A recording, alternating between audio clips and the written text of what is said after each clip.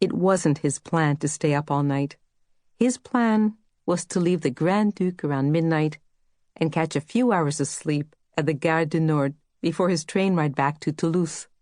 Now, he glances at his watch. It's nearly 6 in the morning. Montmartre has this effect on him. The jazz clubs and cabarets, the throngs of Parisians, young and defiant, unwilling to let anything, even the threat of war, dampen their spirits. It's intoxicating. He finishes his cognac and stands, fighting the temptation to stay for one last set. Surely there is a later train he can take. But he thinks of the letter tucked into his coat pocket, and his breath catches. He should go. Gathering his overcoat, scarf, and cap, he bids his companions adieu and weaves his way between the club's dozen or so tables, still half full of patrons smoking gitanes and swaying to Billie Holiday's Time on My Hands. As the door swings closed behind him, Addie inhales deeply, savoring the fresh air, raw and cool in his lungs. The frost on Rue Pigalle has begun to melt, and the cobblestone street shimmers, a kaleidoscope of grays beneath the late winter sky.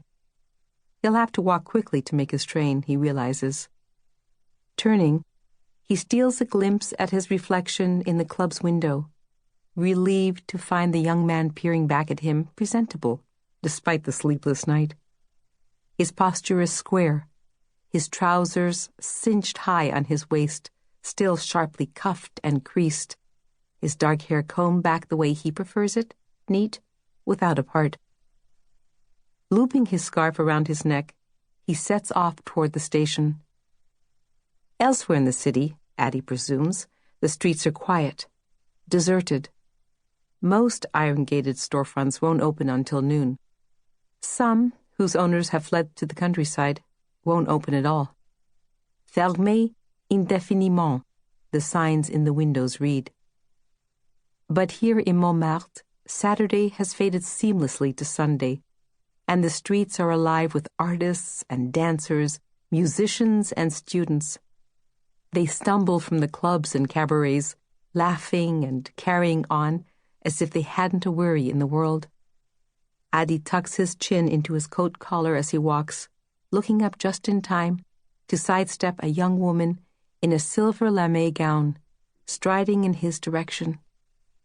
"Excusez-moi, monsieur," she smiles, blushing from beneath a yellow-plumed cap. A singer, Addie surmises. A week ago, he might have engaged her in conversation.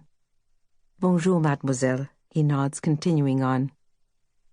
A whiff of fried chicken triggers a rumble in his stomach as Addie rounds the corner onto Rue Victor Masse, where a line has already begun to form outside Mitchell's all-night diner.